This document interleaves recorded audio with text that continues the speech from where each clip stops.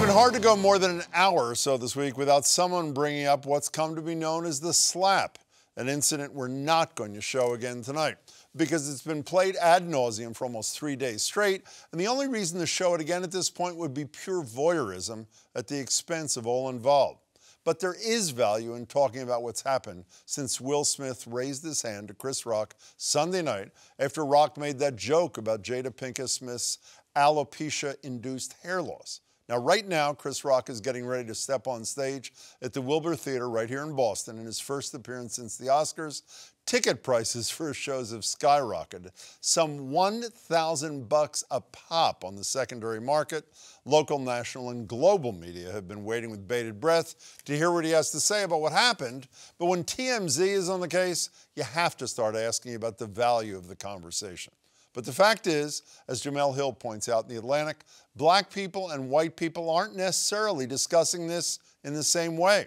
And maybe that's something more people need to recognize. Joined by GBH News arts and culture reporter James Bennett, Reverend Irene Monroe, a syndicated religion columnist, co-host of GBH's All Rev'd Up podcast, and a regular contributor to my favorite radio show, Boston Public Radio. Irene and James, thanks so much for being here.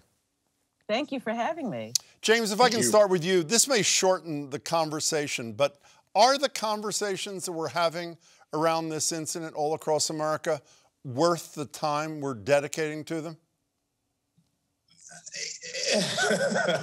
I think they can be worth the time if we're kind of getting past the superficial act of the actual smack. I think that, I mean, you had opened this up by saying showing again would be voyeurism at this point, which it totally is. But I think the only way to really find any kind of productive meaning in having a conversation about this is to talk about the questions of what is violence? Are words themselves violent? What is power and fame? Does that exempt you from anything? Does that make the rules different for, you know, how you play the game of life?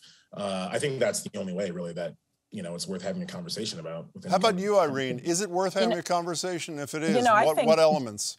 Yeah, I think James bring up a wonderful question about violence, and particularly when you're talking about Black people here. So one of the things is that there are two things operating here. One is, are we accustomed to violence in terms of certain groups? And what I mean by that is that, you know, are we used to seeing Black on Black violence or state violence on Black people?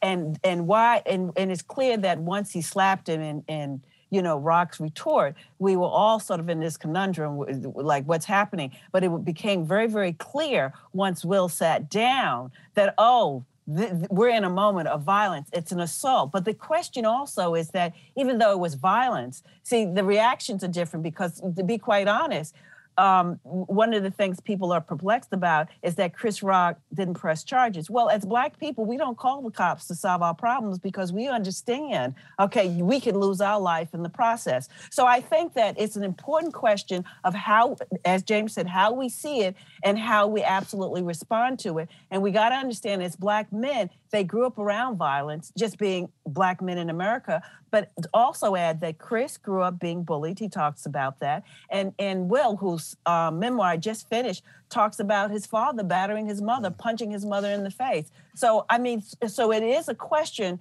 clearly about violence, but another question it brings too is this.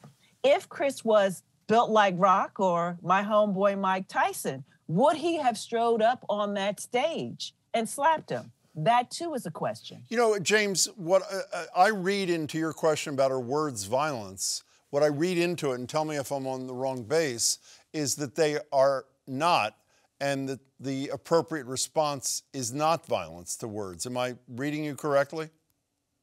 I mean, I'm not the arbiter. At least I hope I'm not the arbiter of, you know, the definitions of violence. And if I am, I do not want that cup.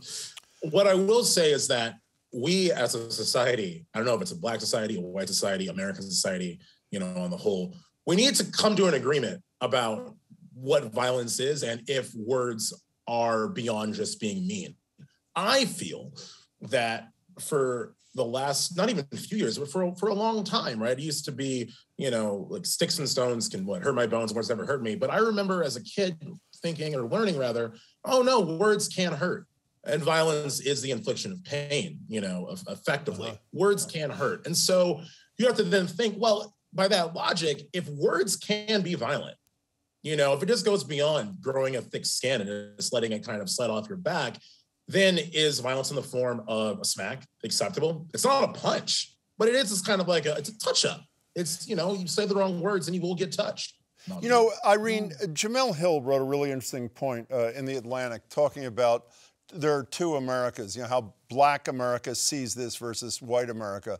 And she made clear she's not saying every black person sees it one way, every white person sees it another, but she picks Tiffany Haddish as an example of black response. When I saw a black man stand up for his wife, that meant so much to me. She picks Judd Apatow as a white person saying that Smith could have killed him. And then, of course, there's Jim Carrey, another white guy, a comedian. Here he is on CBS Morning Show yesterday morning. I was sickened. I was sickened by the standing ovation. I felt like Hollywood is just spineless. I'd have announced this morning that I was suing Will for $200 million because that video is going to be there forever. It's going to be ubiquitous. You do not have the right to walk up on stage and smack somebody in the face because they said words. Was Jamel Hill on to something, Irene, in your estimation? Oh, you know, absolutely here. And Tiffany's remark highlights it in so many ways here. Black men historically, from slavery to Jim Crow, even to present day, have not had a chance to defend black women's honor. But the point is that we got to understand the difference between really, you know, defending a black woman's honor as well as what is violence. And I think sometimes within the black community, as I said before, there's a level of being acclimated to violence and the beating of black bodies here. I think that Jim, you know, Carrey is correct.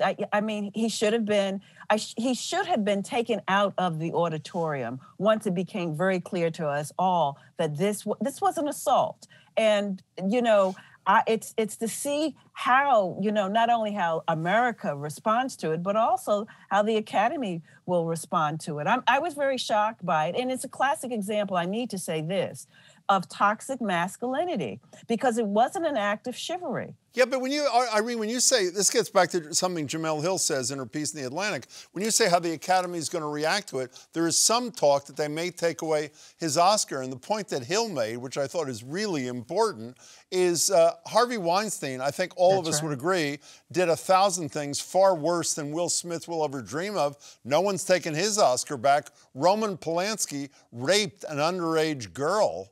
The director, both white, I should say, for those who don't know. No one's talking about taking his Oscar back. So the double standard, I don't know about the Two America thing, but the double standard is pretty obvious to me anyway, Irene. Yeah, but from what I understand, they're not going to take away his Oscar. Listening to Whoopi Goldberg on The View earlier this morning here, he earned that. But I do think that to me, the punishment would be one or two things. You're not invited next year, because usually when you win Best Actor or Best Actress, you're automatically invited. And I just think that he should not be invited back again. And he might be expelled or on probation in terms of being part of the Academy. You know, James, much of the criticism of this conversation, for lack of a better expression, that I've read in the last 48 hours, focuses on the fact that almost all of our conversation is about the two men involved and not the most aggrieved party, the woman involved. Roxanne Gay in the New York Times, I think, said it pretty well. It's a rare moment when a black woman was publicly defended. What do you make of the fact that I think that analysis is right? We talk nonstop about Smith and Rock and almost not at all about Pinkett Smith. Yeah, I wanted to, you know, actually bring that up in terms of the idea of the conversation and who's right and who's wrong. I don't think you can have a fully formed response to this incident until you can get like the perspective, the full perspective, not just, you know, a tweet or, you know, something through a spokesperson, the full perspective of the person at the center of all of this, who is, in fact, you know, Jada Pinkett Smith. So I guess like my answer to your question is like, I think that we as like the public are so thirsty for an opinion on something that's so massive in pop culture, especially after, you know, so many months, years of lockdown and quarantine, that it's easy to lose sight, I guess, of the difference between like a well-formed opinion, of a well-formed contribution to the discourse, and then one that actually matters. And for one to matter, you have to have the perspective of, in this case, Jada as well. You know, before we go back to Irene, I love what you said. You don't have a well-formed opinion yet. And you can see thousands of people saying, what's wrong with this guy? Why does he not have a well-formed? It's sort of everybody's got to have a take on virtually everything in America that's in controversy. Irene, how about, you know, one of the interesting things, I just remembered on the radio yesterday, a woman called in to talk about this, like everybody's doing, and out of the blue, I remembered, I don't know why I'd forgotten, the documentary I saw about a decade ago that had been produced by Chris Rock called Good Hair, about the, I guess you could say, the fraught relationship black women often have. That comes against the background of the Crown Act in Congress and here, talking about race-based discrimination against people because of hair. The woman has been left out of much of this discussion. What does that say? Yeah, absolutely. How marginalized Jada Pinkett is, and it actually can speak for herself. And the thing that troubled me is that we all know that Chris Rock's documentary on black hair was a response to his daughter, who wanted to say, how come my hair isn't, you know, white textured hair? And so he was trying to educate her the various ways in which black women wear their hair. This is a touchy subject for black women and our hair. And our hair has been policed and jeered. Massachusetts finally passed the Crown Act, so now I can be happy to be nappy. But the point is that it's a real touchy subject, because even when we wear our hair naturally, until this Crown Act, we're subject to ridicule and the constant policing about it. You know, James, I'm almost nervous to ask you this question after you just made the point about does everybody have to have a take on everything? Tonight, I just looked right before we came on the air on StubHub. Tickets on the mezzanine, not the orchestra, are gone for $1,335. So I'll hesitate when I ask this. Is he going to speak to this tonight? Does he have to speak? This is his first appearance, as I said, since the Oscars. Does he have to speak to this tonight? Chris Rock, obviously we all know Will Smith apologized to him the day after he apologized to everybody else. Out of spite for the way that a lot of ticketing sales and marketplaces work, you know, being all obscured and whatnot and prices being jacked up, I kind of wish he won't. I mean, in a weird way, this is between Jada primarily and Will and Chris. You know, it's our business insofar as it prompts us to think about what are lines, where are they drawn, and when and how can they be crossed.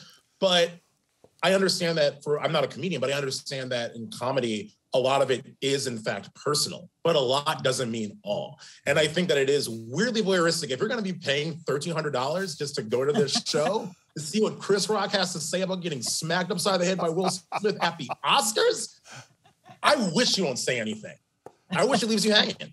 Am I right in saying that none of the three of us will be there tonight? Is that correct? Oh, you can bet your last dollar I won't be there. James Bennett, Irene Monroe, I really appreciate your time and your thoughts. Thanks so much to both of you. Thank you. Thank you. Thanks.